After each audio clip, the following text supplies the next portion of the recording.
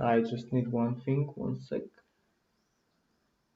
Download this quickly.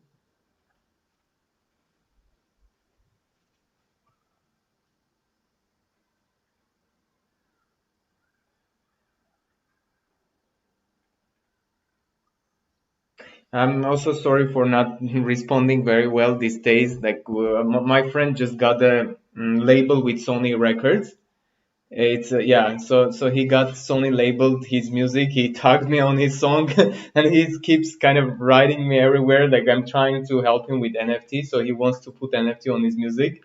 So that was kind of very hard times. And then there was another event with the Indian friends, so I was kind of very overloaded this past day. Sorry for not being very responsive on different channels. I was seeing all your messages. I was just not managing personally.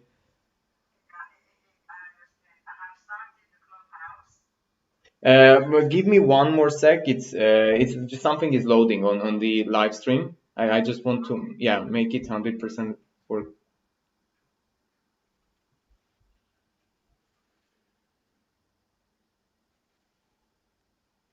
Okay, it's opening the presentation.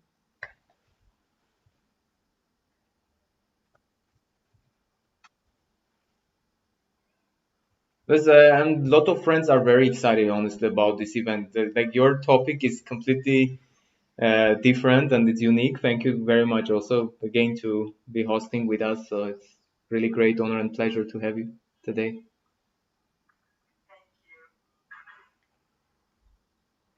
Okay, so we will start streaming.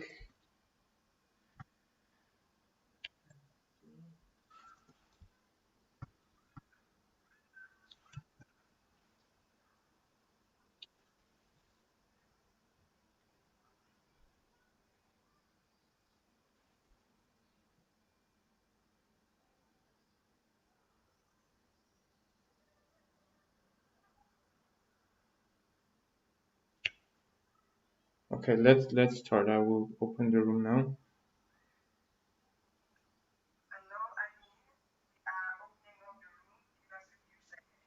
Okay, sure.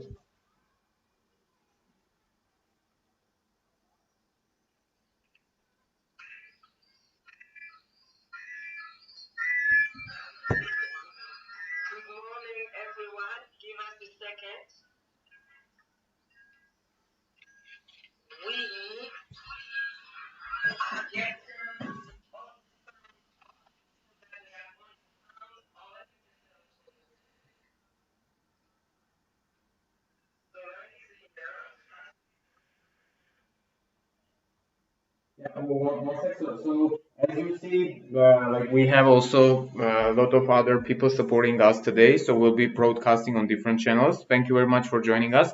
So we have a very special guest and friend, Celine. She will be talking about very interesting topic today. It's about like disaster recovery plan. And I will provide just a few ideas about the AI perspective, how that can be integrated. But thank you very much, Celine. It's very interesting to hear from you. So the floor is yours. Please.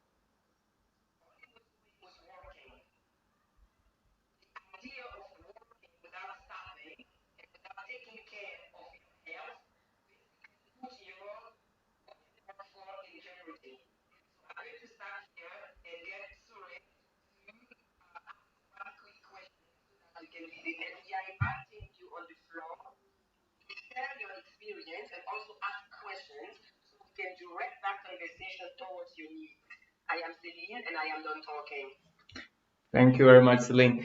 I would really love to hear like your personal stories about how the like overall disaster recovery is affecting your productivity, like directly or indirectly affecting your day-to-day life. So if any of you would like to speak up, we will be very happy to hear your personal story.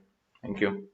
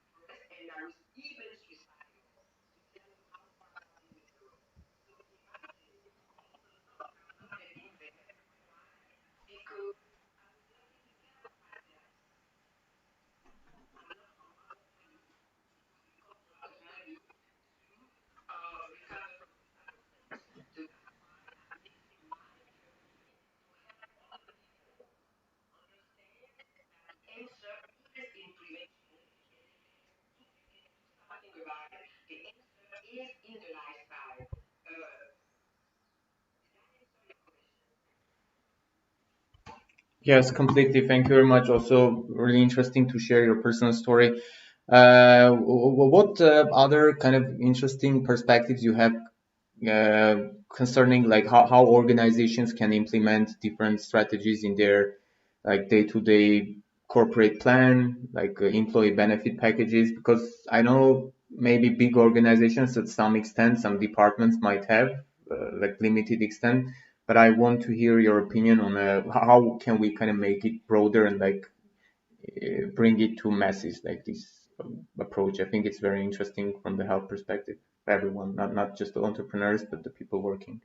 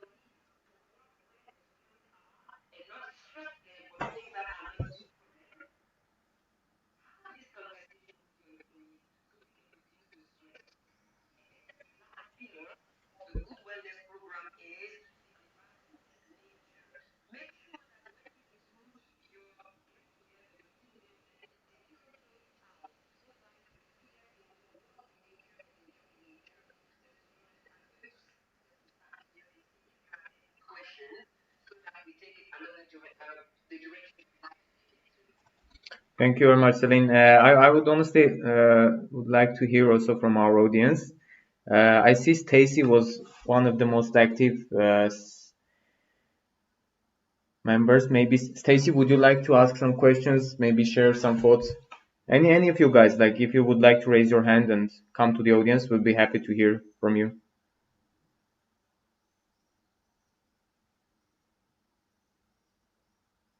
I think they are just interested to hear your thoughts, Celine. I know there are some facts that are happening also. Oh, okay, John just joined us. John, thank you for joining. Great, great, thank you.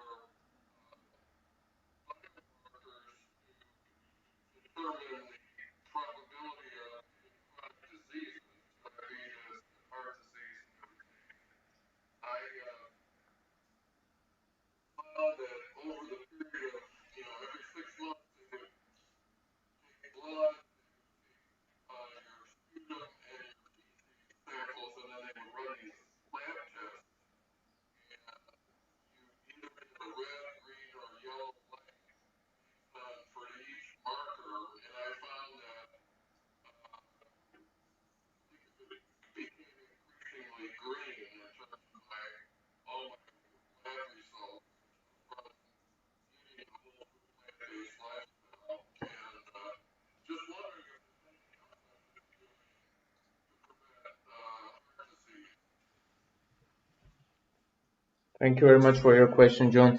Yeah, really very interesting story.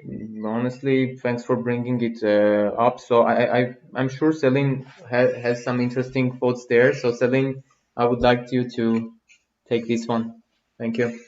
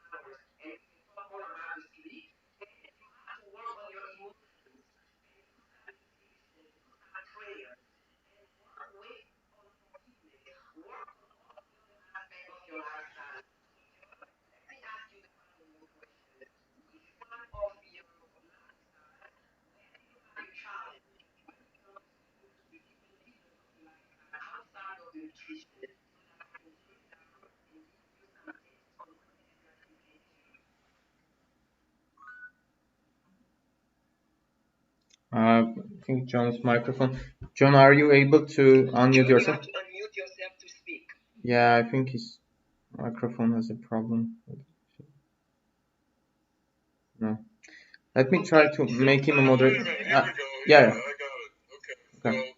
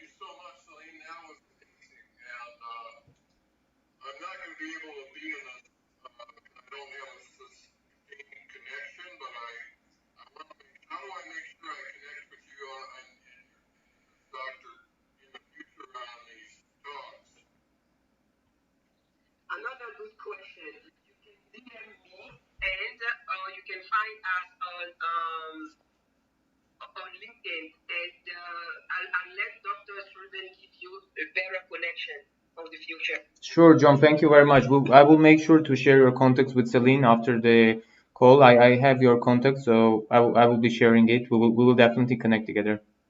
Thank you very much.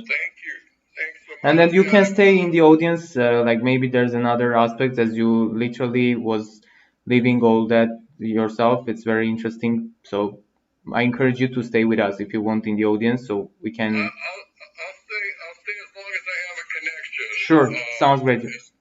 Okay, thank you very much, John.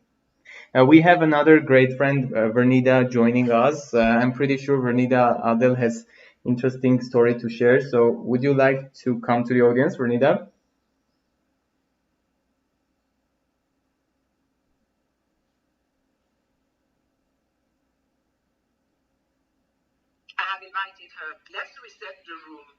Okay. Okay.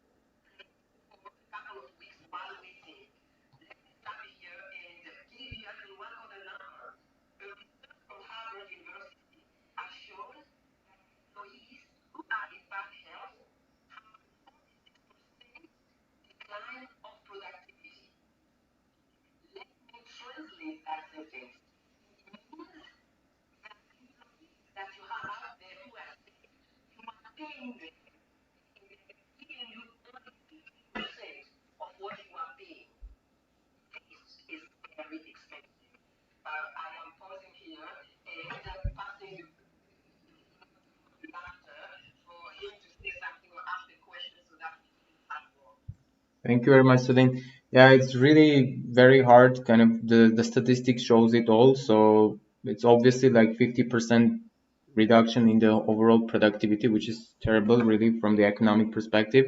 As myself being a PhD in economics, like I can understand it's really terrible. Like if it continues on long term, especially.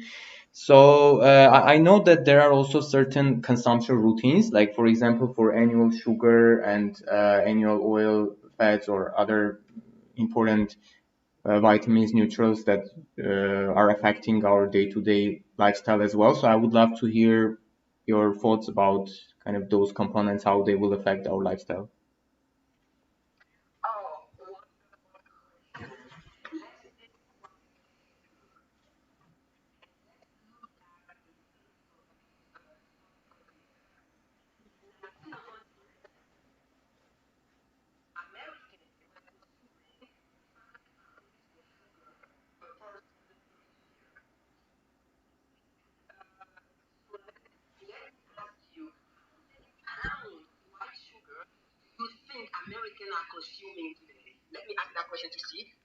Wow, interesting question.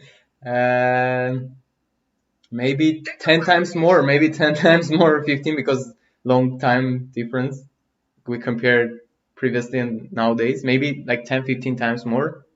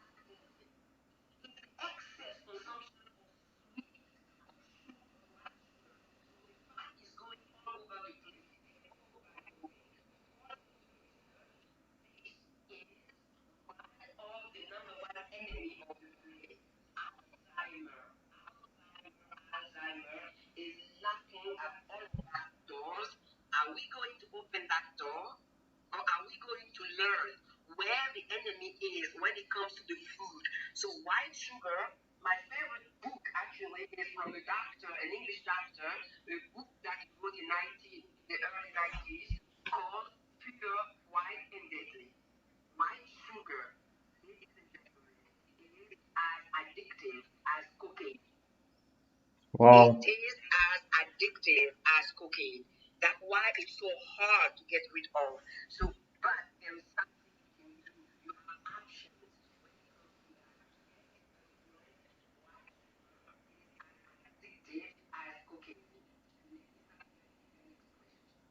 Thank you very much, Celine. Yeah, I would say I didn't know. I know I knew that there's some sort of addiction. Especially I know Coca-Cola and other drinks. They have some sort of additions like to the drinks that causes like addiction. I was literally talking to the employees there, so I'm pretty sure they're adding some additives that are causing that kind of effect.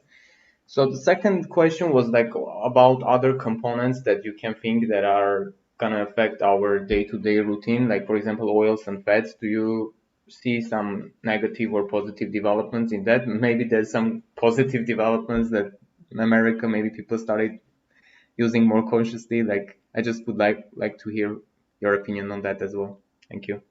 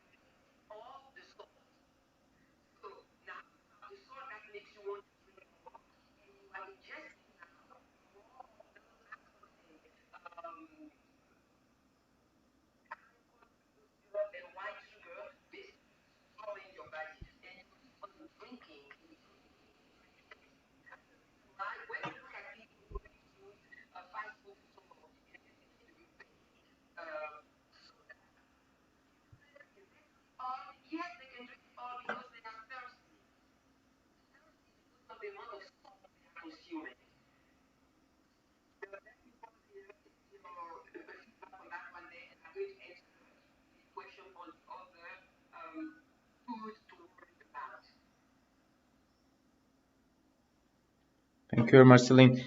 If our dear audience has any questions or would like to raise their hand and ask a question, I see Mari joining us.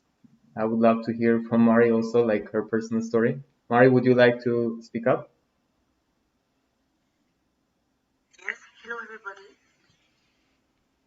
Hey, thank you.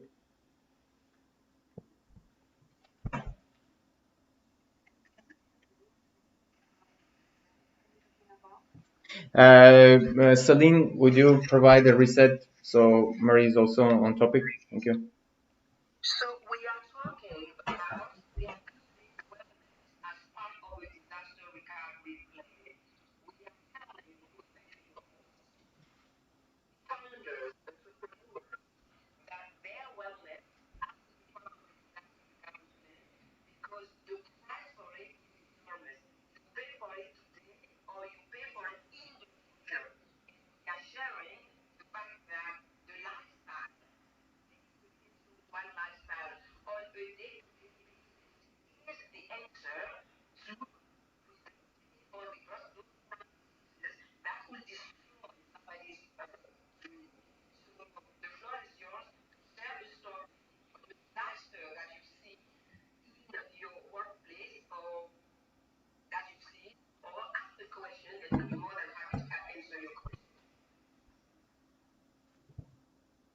Mari, it's basically like the also consumption patterns, like that humans started consuming more oil, fat, like sugar, so it overall affects the your health basically. So on that perspective, what can you tell us, maybe in France or anywhere else, like that you noticed that kind of developments?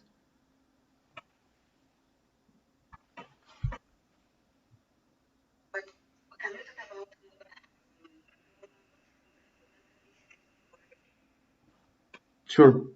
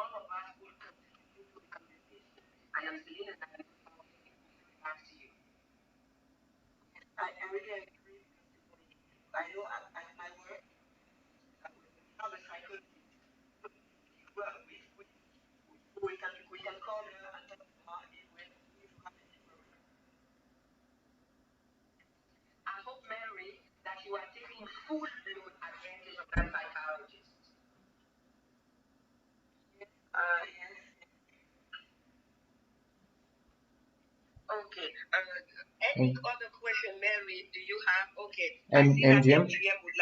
Yeah.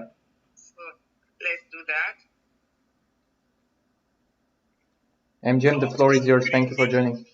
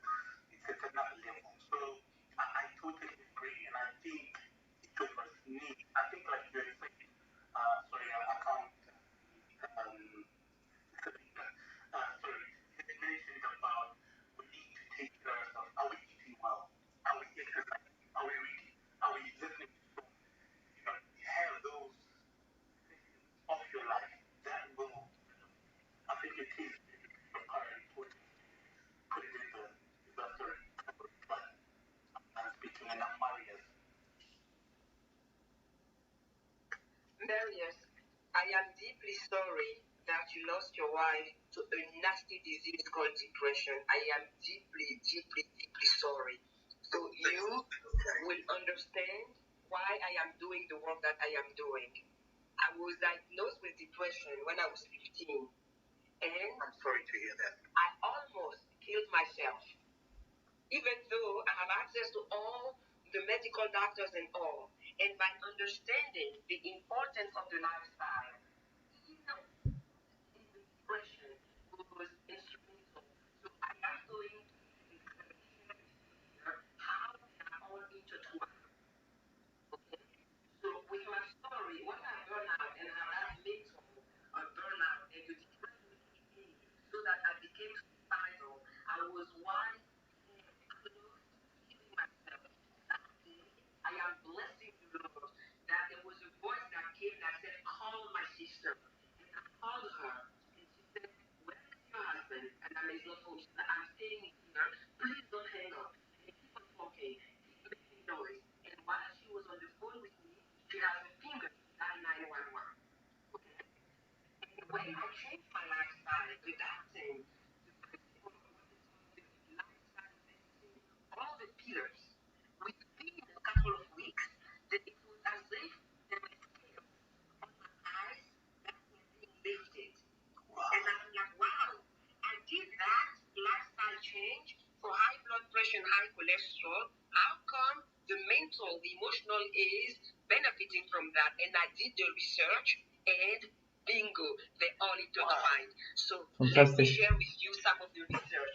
One of the doctors that you may want to research, his name is Dr. Neil. He has a book called Depression. He has a book. Okay. Depression the way out. Okay? So let's look at all the things that impact our mental health.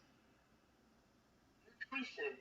When it comes to nutrition, there is something called arachidonic acid.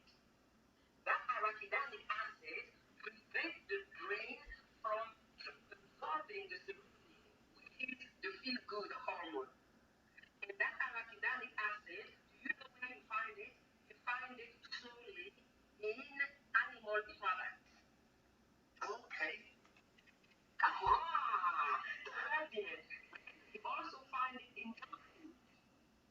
Wow. Oh my God. The food is all processed, there is no nutrient in it. You create all of those challenges for the brain, and I'm not going to get into all the complicated names. But you look at that, you're like, wow, no wonder.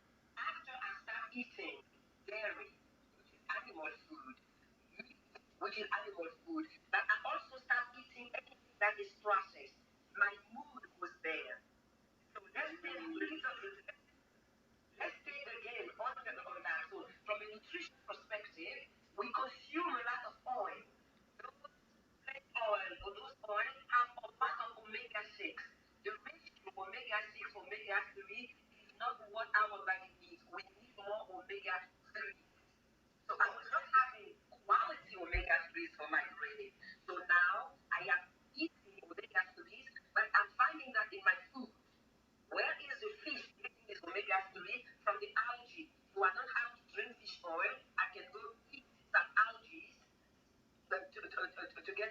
agree. There is another thing in our food that is wonderful. It's called tryptophan. Tryptophan is the sleep hormone. People take turkey and fall asleep because of tryptophan, but you don't have to go eat turkey for the tryptophan. You find them in your dark green leafy vegetables. You find them in your nuts and seeds, your flax seeds, your chia seeds, and that. So when you balance that nutrition properly, you have one leg on depression. But nutrition by itself is not enough. You have to exercise. Exercise is there, and when you exercise, you need to move that heart rate a little bit. That is not enough. You have to sleep. Okay, that is not enough. You have to work on your relationship. Forgiveness, marriage, is a poison. It's only that it is the one. When we look at what is causing depression, sometimes go look at how much unforgiveness is in the heart of the person. And work with the person to work on the from oh, there are plenty of books written on that. So you see that our lifestyle has an impact on our mental health, and they are all intertwined. You cannot just pick one and say, oh, all I'm doing is prayers. This was what I was doing. I'm Catholic. I used to go to mass I go to mass every single morning. But it is not enough. You have to work on all the aspects of the lifestyle. Let me pause here and see if I have a trick on that and Sally and MGM and Trisha if you have questions, and I'll take it where you like to take it. It's very interesting, Selena. Very, very interesting. What you said, and I concur to that. Lost my wife in 2015. Um, Funny you touch about forgiveness and all that stuff. It was really devastating. Um, but through God's grace, the doing, what she was being, it was beyond her. And not one time did I feel, any uh, I think briefly, I had two kids. We had two kids. One was 6, one was 10 at that time. But I never was bitter. I always had pleasant memories. Despite, every relationship having its challenges, um, never did I feel I wanted to go back in any of our dark places. Um, it's always been beautiful. And I think that really helped me heal very quickly. Um, Exercise. Around that time, I was trying to get her to join the park run. So every Saturday we do a park run with the kids, and it's a 5K run. So that also helped us in terms of, mental health, physical health, and all that stuff. And of course, I was studying. I've got a side job. I do accounting as a side piece. Obviously, I was working and all that stuff. So that mentally stimulated. And my faith, and if it wasn't for God, quite honestly, for me, I don't think I would have lived. I would have probably what she did in her life. I probably would have done that. But my faith, my faith kept me going strong. And then also empathy for the kids, the two kids. It devastates me till today that my mother is still alive. And I've had I've been fortunate to have my mom until I'm turning 44 this year. And my mom's still alive, both my parents are still alive. And my kids have had to enjoy life without, having the love of a mother, And for me, that made me work twice as hard, made me so committed. I've always been committed to my kids right from the day they were born, but even more so committed to them. Nothing would scare me, you know. Uh, Partly maybe that's why I've not been able to have another relationship or commit to anybody. Um, but it's the empathy that I've tried to share with kids and try to do that. So I can see the connections that you were saying. And I've DM'd you into your Instagram and hopefully to catch up with you. But I really appreciate what you shared. It's just something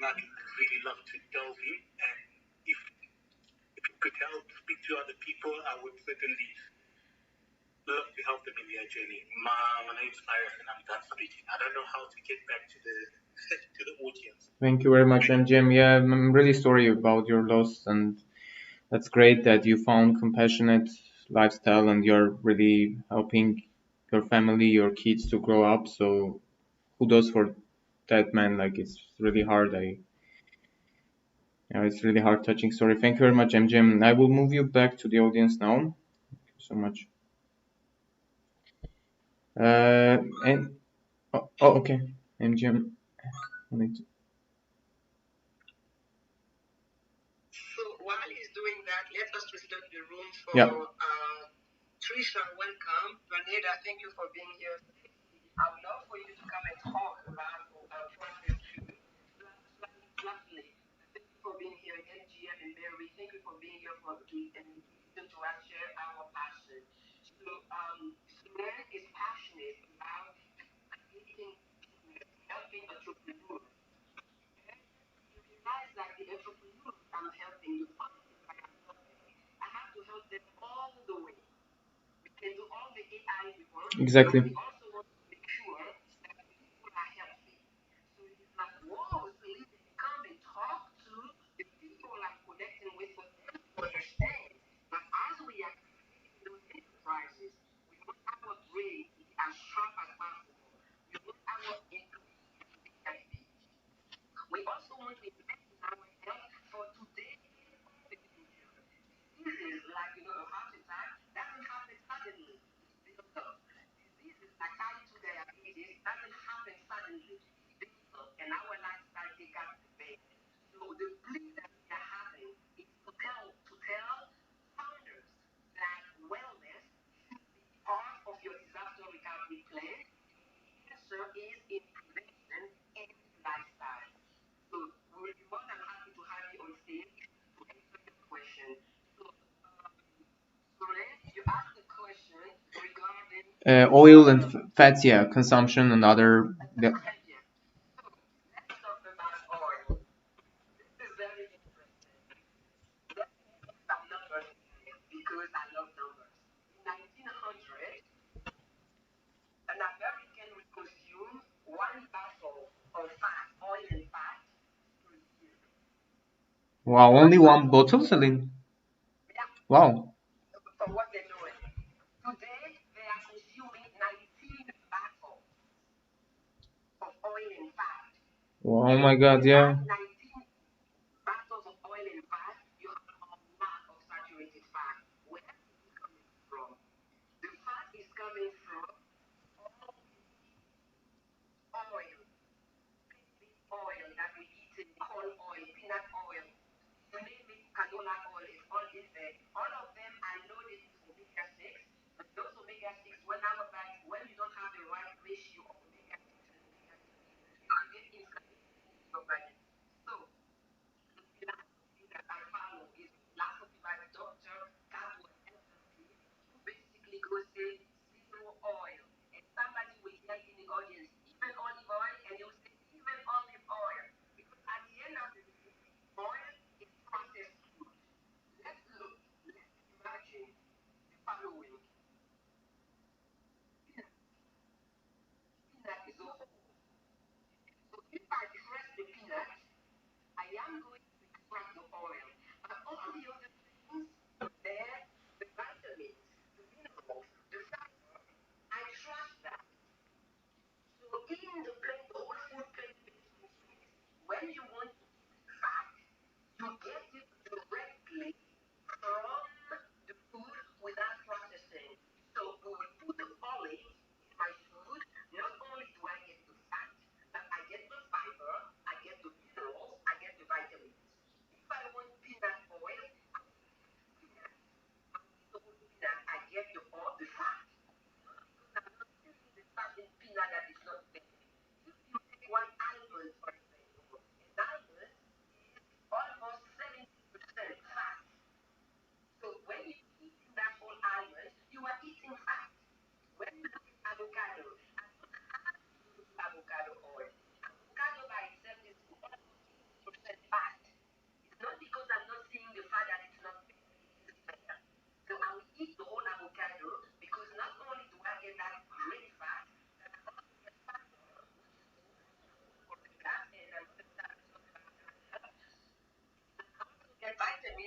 minerals.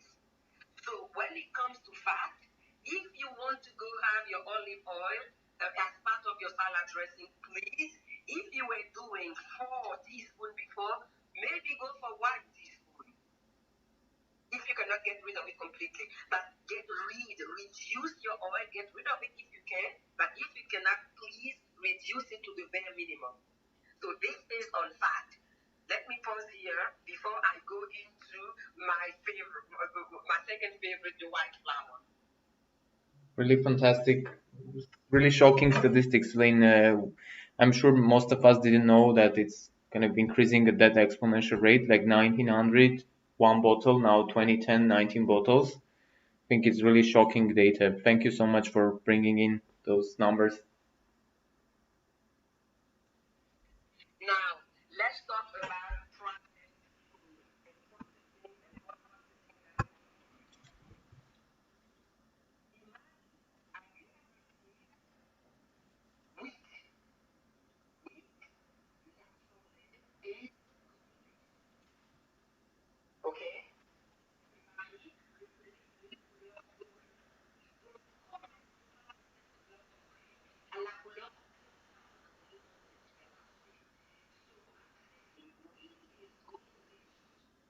How do we go?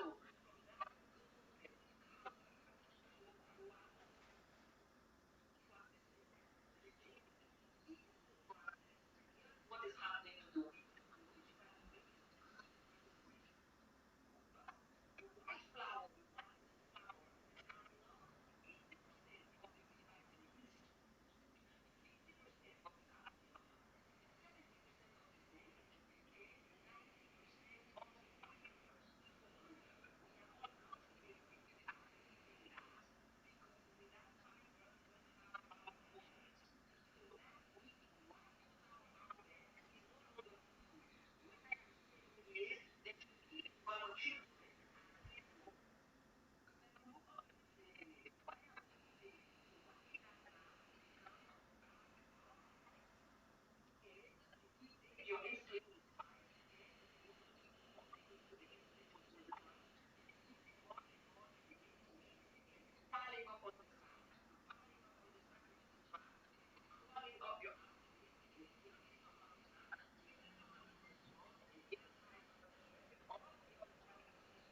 that comes in the process.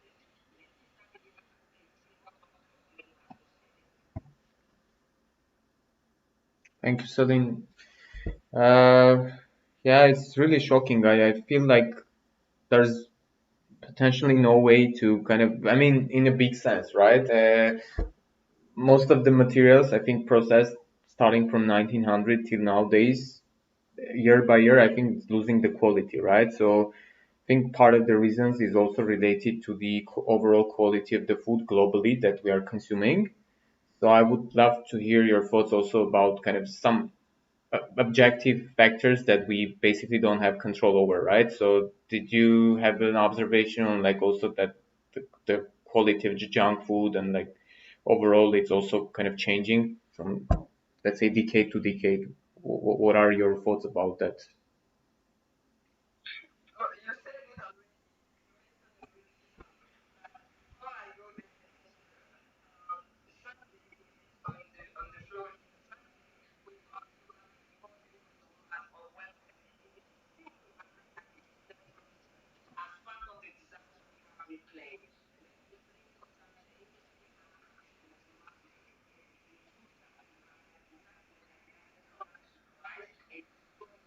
Or your business.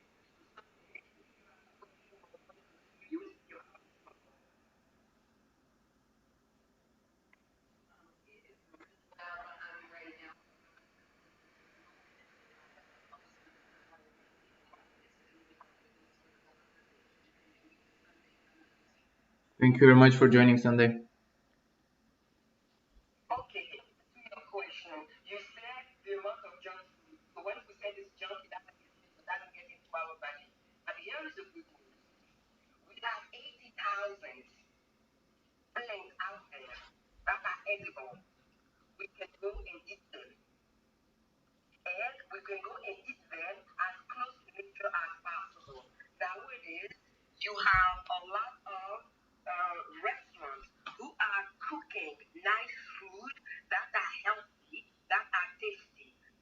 it comes to that food, you want to make it tasty and delicious with the spices and the herbs.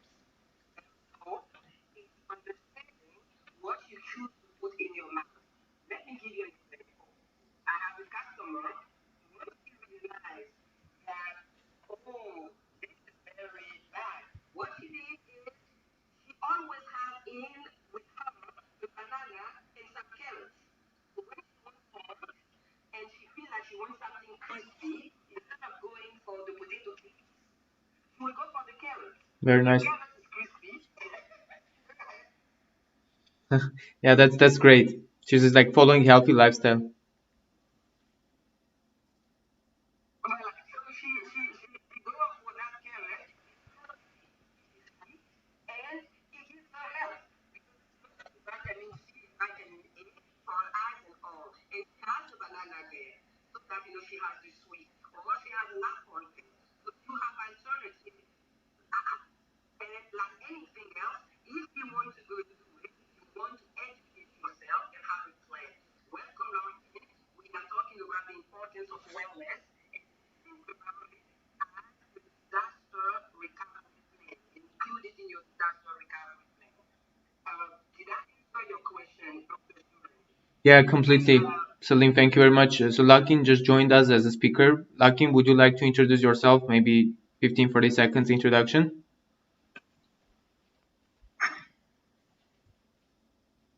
My name is Larkin. I've been vegan for about 4 years. I also do drone photography. And so with that, I'm also a Kansas City, Missouri firefighter. Very nice. Thank you very much. Celine, would you like to provide a little bit more overview, like restart, like maybe Lakin would like to have some contribution for the topic. Larkin, actually, you guys, firefighter, there is the son of Dr. SLC. His name also is SLC, who does some program for firefighters, for police people, policemen, to help them understand the relationship between their lifestyle and what they can do, that they don't have to go and eat a whole bunch of meat and animal products to stay strong. There is a movie, by the way, MGM. You may want to write that movie down. And now in that movie, I don't know if you've seen it. It is called The Game Changer. It is a great movie that I think is made for men. And anybody who is a firefighter, who is a bodybuilder, who wants to get into exercise should watch that movie because he says it all. That you can eat healthy food and still develop your muscles and be strong. Put it that way. Look at the horse. The horse is a beautiful animal. Strong. What does he eat? Look at the gorilla. Is anybody stronger than the gorilla? What does he eat? Fine, the gorilla doesn't eat animal food. So you can be strong, healthy, with good, strong brain with your lifestyle. And usually, as you have seen, as soon as we start talking about lifestyle, it always drifts towards food. Food is important, but all the elements of the lifestyle are as important. You cannot just do the food and neglect your sleep, neglect your access to vitamin D, neglect your access to prayer, meditation, neglect working your relationship with others, neglect having fun, neglect nature. They all are as important. So, Larkin, do you have a specific question we can help you with, or do you want to contribute something? Um, I didn't have a particular question, but I think you're right on the head as far as like the analogy of a lot of firemen ask me, where do you get your protein from? Like, same place gorillas get protein. But they didn't know gorillas are belly meat, so I had to enlighten them. Gorillas don't eat meat, they have plenty of protein, they have protein. I think the only thing I have an issue with is my water, my body fat. Like, after one fire, so I can basically throughout the day just chug water, and if I don't, I pay for it with muscle aches and whatnot. In order, like you mentioned about mental health, as a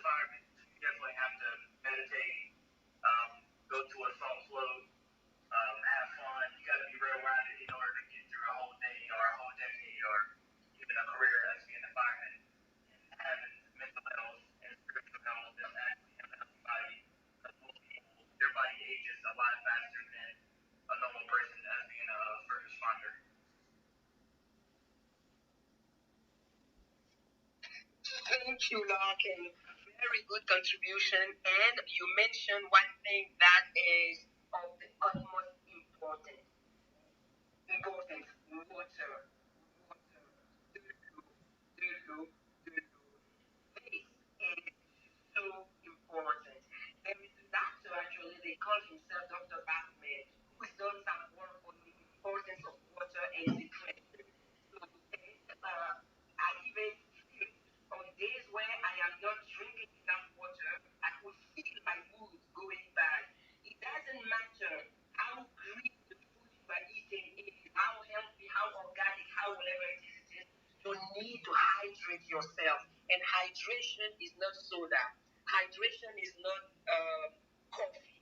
No, you need water. You can have your herbal tea, that will count as water, but you need that good minimum 8 ounces of water in your system, because this is what is going to allow you to get the body going, the flow going, and avoid constipation and diseases like colorectal cancer that is plaguing the black community. What his name? The guy who did Black Panther. My husband loves his name. Chadwick. Voilà, died from colorectal cancer. Well, they haven't linked it directly to constipation, but the research is showing more and more that the frequency chronic constipation in the long run will lead to colorectal cancer, which when you have those chronic things, you're going to have it. And I'm going to switch that quickly and then talk about genes.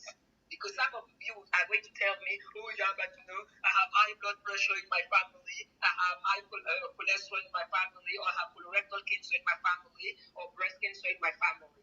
Genes, you want to understand genes, the following simple sentence. Genes load the gun, and your lifestyle pull the trigger. What does it mean? You having the gene for a disease being in your family, mean your risk of having that disease is high, but it does not mean that you're going to have that disease.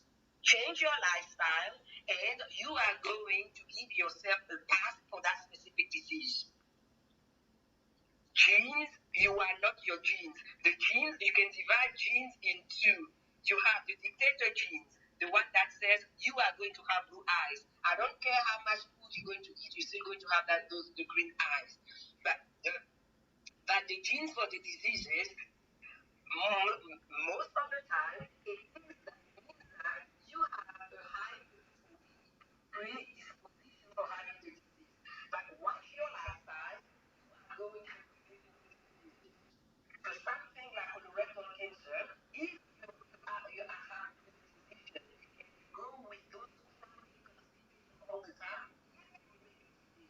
But if you go and eat a lot of fiber, oh, by the way, you find fiber in plants that are not processed, and fiber and water, you are going to go to the bathroom at least once a day and solve that chronic diseases and that high cost in your future. Let me pause here and take the room for Harvey and Mirad. We are stating the following, that when it comes to your wellness, you should treat it exactly as all the other items in your disaster recovery plan. If you are a business owner, if you are an entrepreneur, or even if you are a professional. Why? Because if you don't do it today, you're going to pay for it one way or the other. From a business perspective, you can lose your main employee. For yourself, you can turn your wife into a widow. Or if you have paid for it in the short term, in the long term, you're going to pay for it. I am helping a friend nursing a heart attack after he spent his whole life working like crazy. What's the point of retiring and you cannot enjoy the fruits of your labor? So if you have stories of people that you have seen who collapse, who are not doing well because they didn't take care of their lifestyle while they were working and paying the prices now, if you have information or the importance of having a healthy lifestyle and you like to share, please come and share with us. I am Celine and I am not talking. So, Harvey, to invite you in there, and I would like he's here. Okay. Okay. How do you have the floor? Oh, okay. Thank you. Yeah,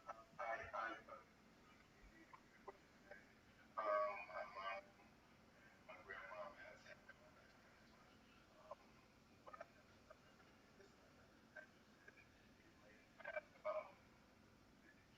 or if that's the case, or you may be growing up in this family, you practice your own food, generational, learn to eat, growing up eating things of that nature.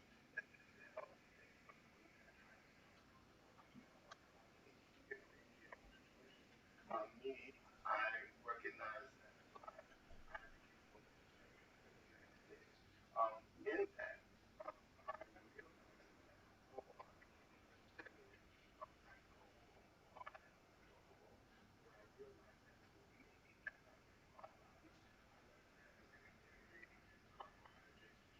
those things are good. So all those other things are not good. Um, Healthier foods, more vegetables, less sugar, processed food, those other things. And people always say, oh, and I don't catch colds. I haven't had a cold in I don't know how many years. I don't catch those things. Um, will practice as far as what you said, as far as lifestyle, likes to work. Um, Overrated. I say that underrated. Body is not allow your body. And ourselves. I have just got myself. These days I create life. And it's a journey, it's a process.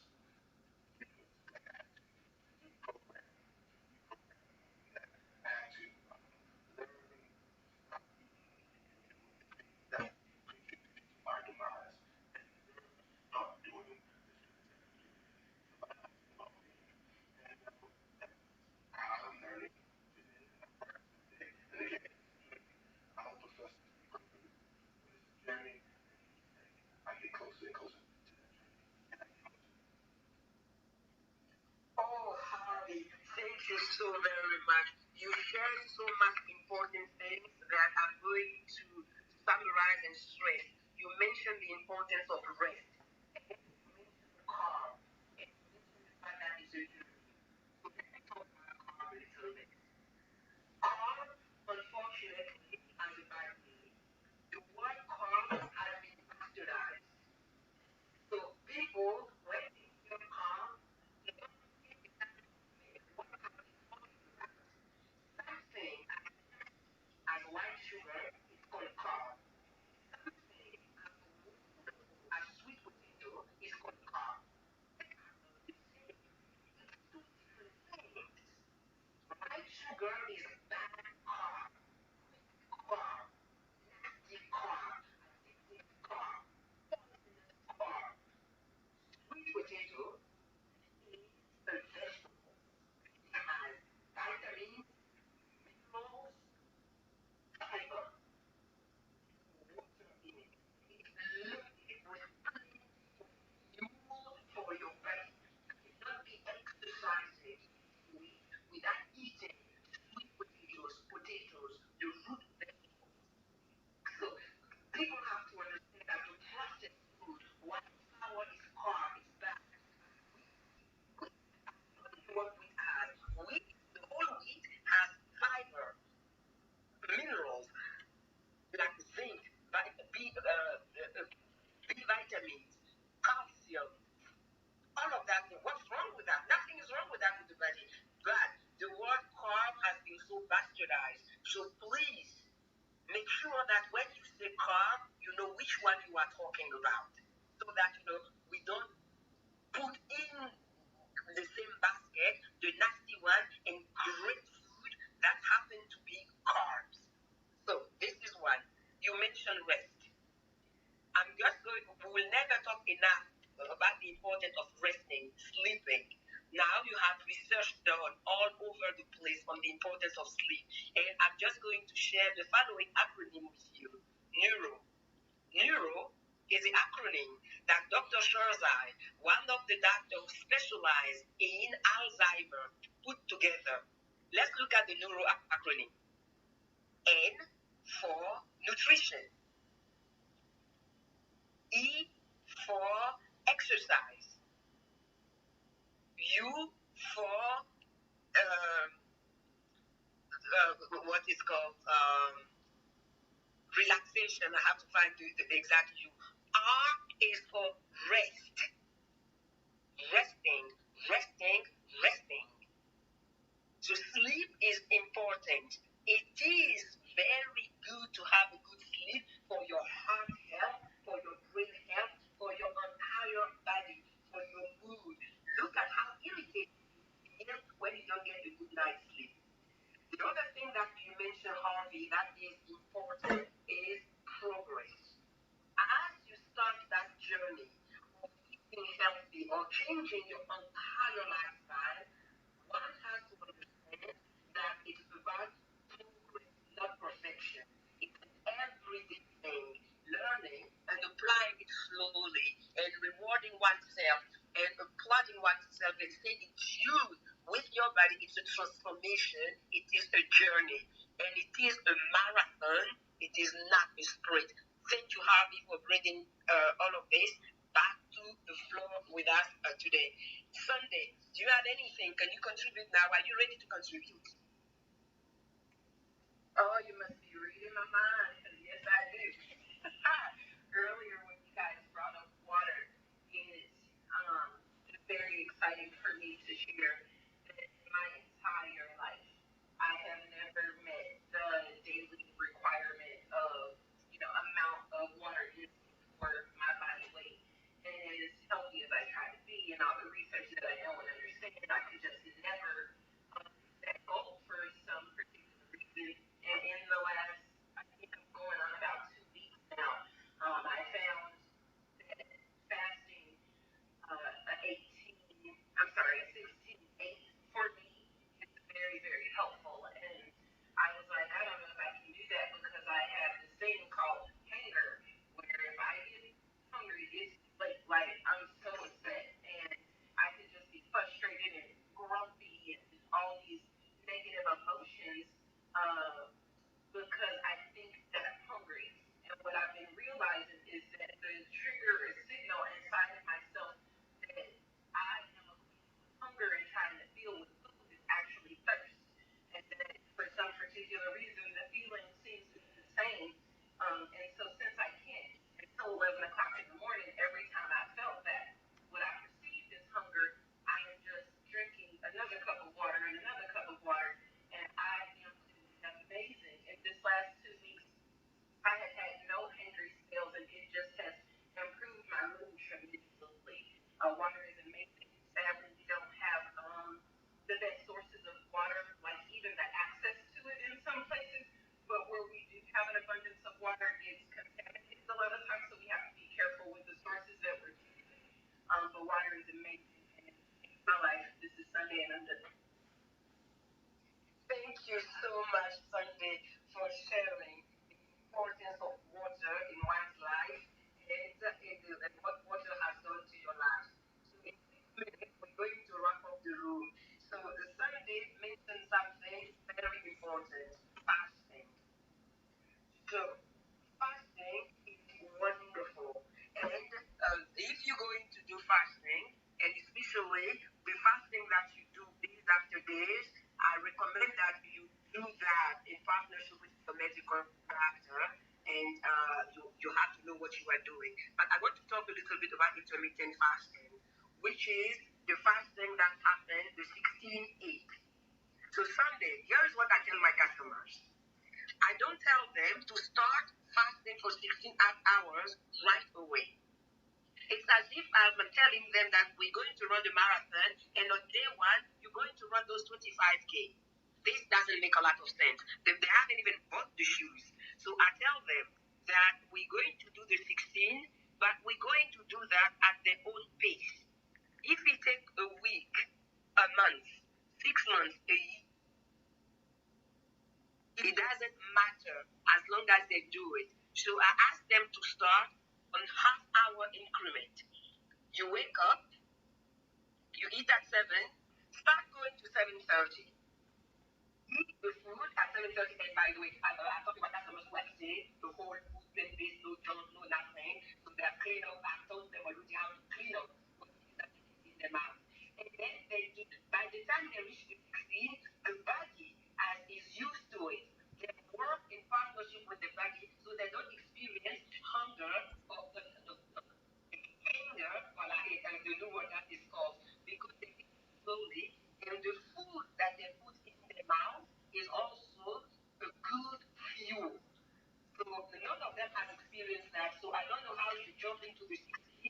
Did you do it too quickly, or did you ease your way into it? And what is the quality of the food that you are putting into your system with the fasting? If you want to answer, go ahead. If not, it's okay also. Yes, ma'am.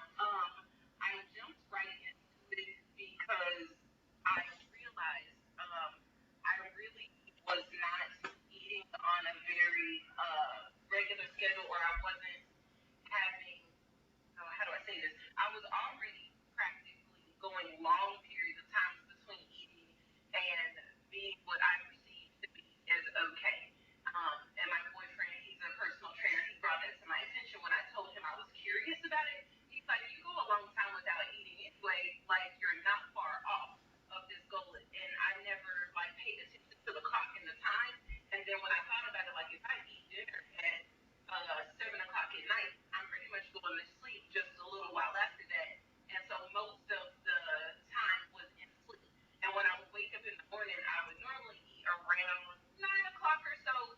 And so pushing it from 9 to 11 wasn't like a ridiculously difficult thing to do. But what was the other question? The types of food I was eating. I am whole food plant based. For the largest portion of my diet, I do consume some of the like junk foods. And I have downloaded the Dr. Greger's app for the Daily Dozen because sometimes I can get into many of those processed vegan products, and I was trying to make sure that I'm getting the balanced amount of nutrients. And let me tell you, since I've been trying to meet the dozen, you run out of room to even indulge in some of those enjoyable things. And I'm just like, I'm not going to eat anything processed until I meet my dozen. And it's practically filled up my stomach and left me without the opportunity to eat those things. So I might get one nice snack at the end of the day, like right before 7 o'clock. And that's how it's been going. Thank you very much, Sunday, for sharing, and thank you for sharing your story. So it's 10:29. So I am going to give the floor back to Dr. Suren to talk to us a little bit about AI and disaster recovery. Thank you very much, Celine. And thank you very much to Sandy, Larkin, Harvey, Marie for very interesting discussions. All our previous uh, floor members and also the speakers were very interesting, and we got some shocking data and very informative. So this is really interesting room. Thank you very much again, Celine, for being with us. About just to keep it short and also interesting, I will tell you one story. Also going back to Marie's discussion about like mental health and COVID happening. So what I realized, I think it was the beginning of the COVID hit, especially in US. So I was working with the Silicon Valley company. So the very first thing I brought to my partner, like I was C-level, like CMO, she was the CEO. So I told her that we basically need to cover the stories of entrepreneurs who are tackling the COVID and like just trying to make a big difference in the world, especially during that hard times. So I came up with this idea of COVIDpreneurs, like COVID plus entrepreneurs. So we started doing this interesting, hosting like interesting conversations with COVID entrepreneurs. And basically, why I just brought this up as we're gonna talk about AI. So most of them were trying to actually integrate somehow the AI, IoT, and like the devices into somehow tracking the people who were infected by COVID and keeping the distance. So that was just kind of interesting story to bring. I think that was one of the unique things like we did for the whole world. Like we basically started COVIDpreneurs editorial. We featured I think 60, 70 very top people, some from Forbes 30 under 30 and like others like multi-million dollar businesses.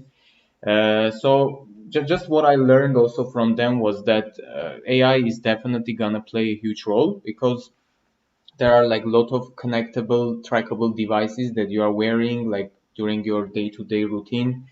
Like and there are sometimes like the doctors are trying to integrate more precision into those devices. Like for example, we all of us has like the Apple Watch or other trackable device that helps us during our daily routine. So one of the doctors he tried like to make it more like a medical device. So he was trying to integrate like the very high precision into the small device that kind of looks like a Apple Watch, or but it's not definitely like the watch only. It's very precise. Like it connects to your heart rate and provides more data, and then it's directly connected to your personal doctor's computer. So the data is always transformative to your doctor. So if any issues like is that gonna affect your heart or some threat to COVID, your doctor is gonna see it directly. So just the final thought there is that I think AI and machine learning and this kind of unstructured and structured learning, it's everywhere. And the more we try to create some interesting apps and help feed the data with important pinpoints, the more and the faster AI and machine learning are is gonna learn from all these actions, activities, and sooner we will get more and more benefits by using AI and other connected IoT devices in our day-to-day life. Yeah, since we have short time left, I would like to stop here and hear your opinions like about AI and machine learning. Like, how do you think it will affect our day-to-day life? Like, maybe we can start in order. Maybe Murray has some observations there, then Sunday, Larkin, and Harvey. Let's go kind of in clockwise order. Murray, would you like to start?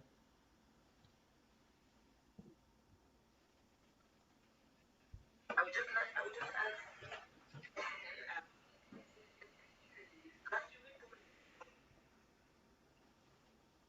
le sens un peu des entrepreneurs comprendre que c'est important de prendre soin de la santé de leurs employés. Mary is saying that she is hopeful for the future, that understand that realize that they have to take care of their health and the health of their employees. Very nice. Merci, Marie. Thank you very much, Murray. Sunday, do you have final thoughts to add? That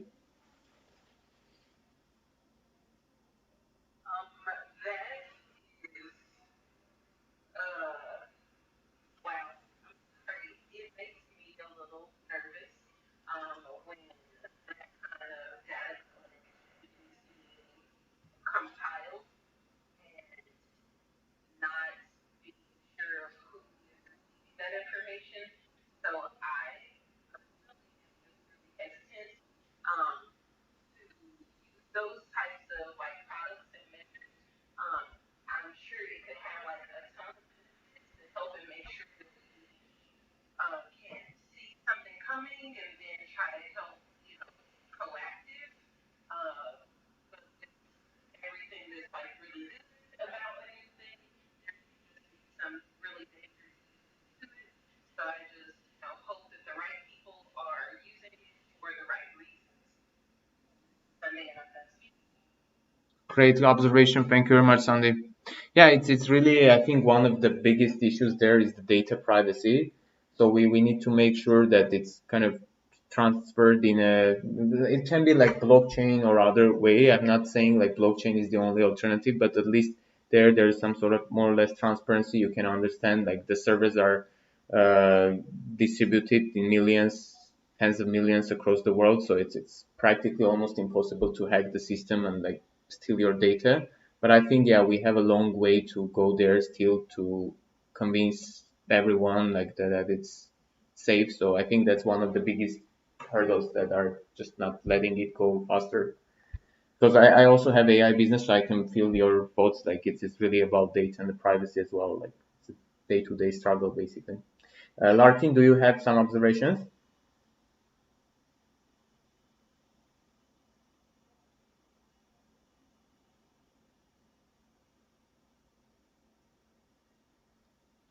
I think Larkin. Yeah. Harvey, would you like to close the floor? I think we're running out of time also.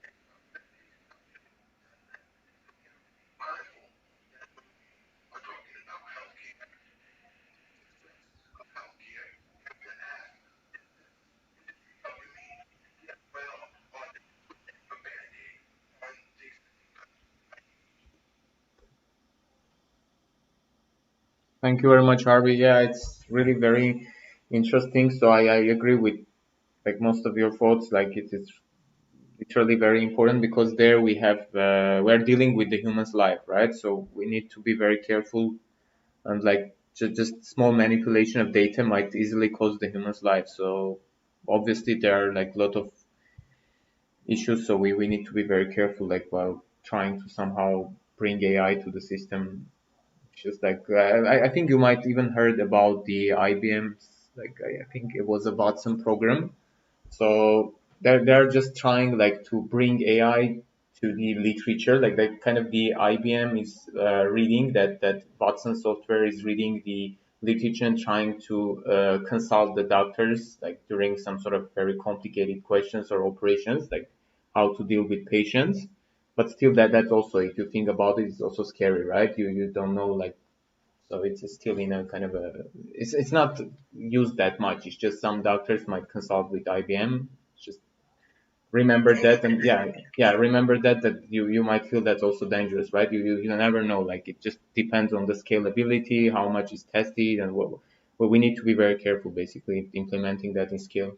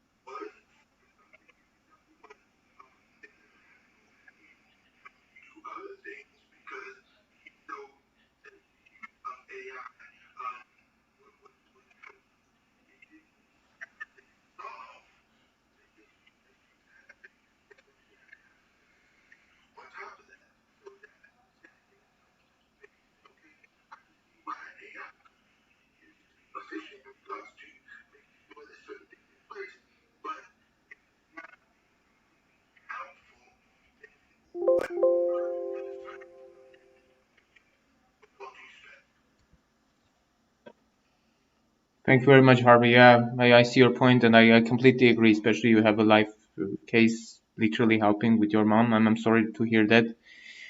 Yeah, it's really hard. I'm just telling. Yeah, I completely agree. It's just in a kind of the development phases. Like let's see how it develops, and then. But it's something that should be very much also under public control. Like we need to have very transparent data. How like these experiments are taken, and like what route these developments take place, right? So we have full control and understanding, so we don't risk our lives at trusting AI, or even the doctor plus AI might be dangerous. So you never know, basically. I have a question. Sure, Sandy, go ahead. Thank you. I wasn't here at the beginning. What kind of doctor are you? Doctor of Economics, Marketing. Yeah, and I have also technical education, like mostly Chief Technical Officer. Okay. Um, the conversation that you and Harvey are having is making me think about artificial intelligence as far as people's health and wellness. I think is hmm, maybe the wrong step that our medical profession needs to be taking. I mean, I'm not sure why the education of human diet is not more involved in our medical education industry. And that is where the focus really needs to go. Because not that AI will be awesome in helping pinpoint things and help surgeries go better and all of that kind of stuff. But if my doctor doesn't even know that I shouldn't have a greasy cheeseburger after um, abdominal surgery for a cancer patient, then how can I expect that any other tool that we're going to give to them at their disposal is going to be used to resolve issues instead of putting another bandage on it, which goes back to the capitalist model that we're just finding out, how and when to prescribe things that's going to just keep them alive enough to keep turning the dollars instead of knowing that if you change the way you eat and drink, you may not even need that surgery to begin with. Suren, I'll handle that one. Sunday, you have a great point. When it comes to healthcare, we have to handle it from all the different aspects, the different phases. You have the prevention phase, and you have sick and you have terminal phase. Do you know that 80% of our healthcare money is spent in the 30 days of life and in the last 30 days of life? This is where the bulk of the money is going.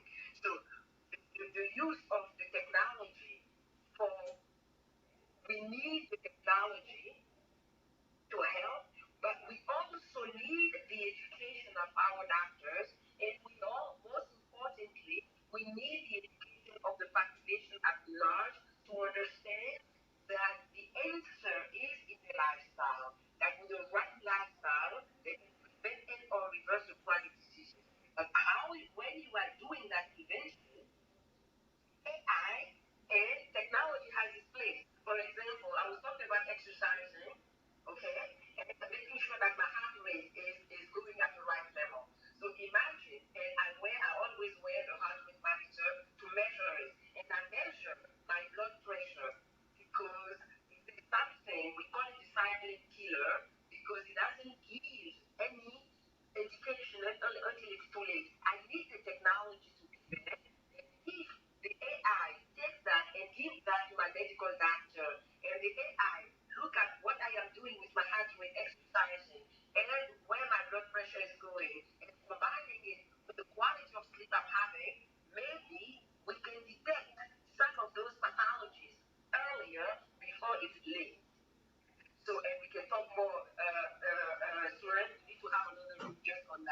Yeah. On AI and privacy, here is my personal philosophy.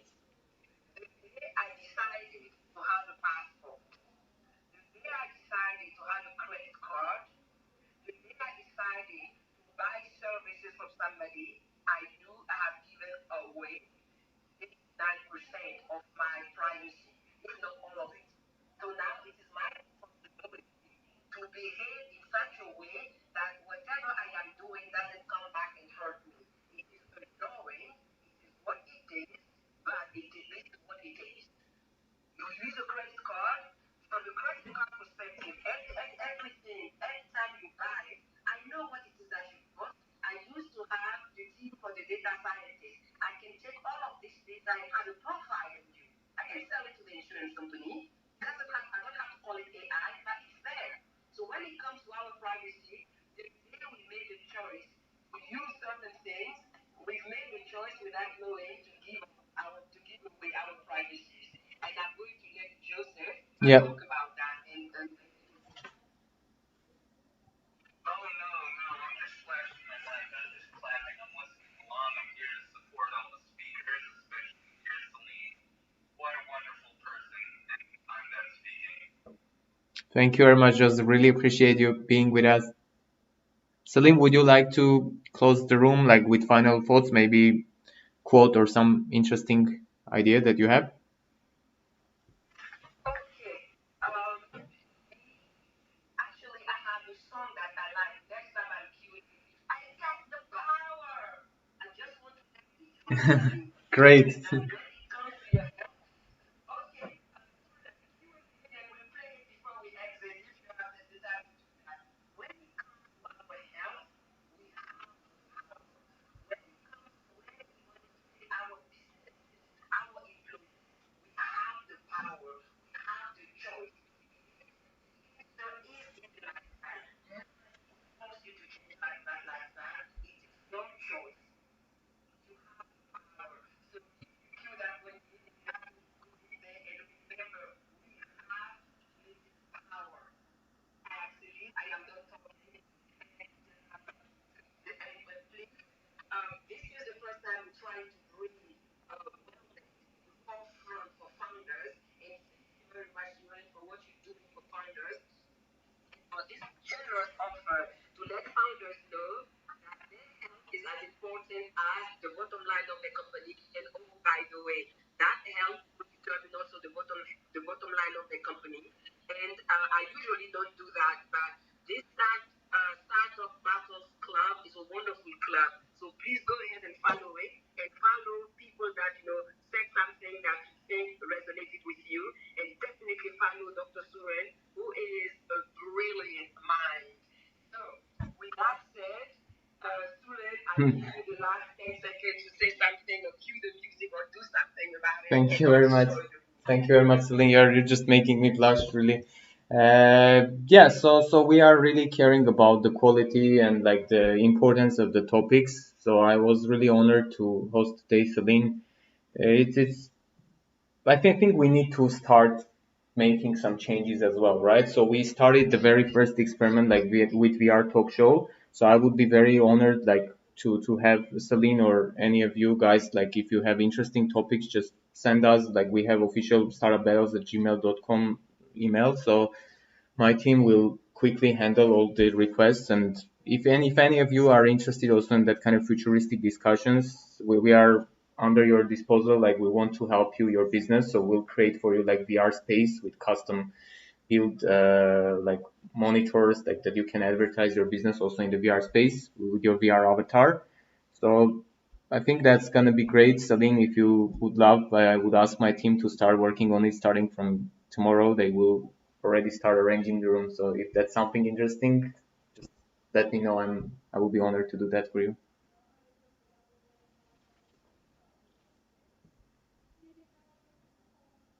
Thank you very much, yeah, for being here today with us. So I think we are out of time for 20-25 minutes. So if none of you has any questions or anything, we will probably close the room. Anything to add, Celine? Okay. So let's destroy that room now. That give you time to follow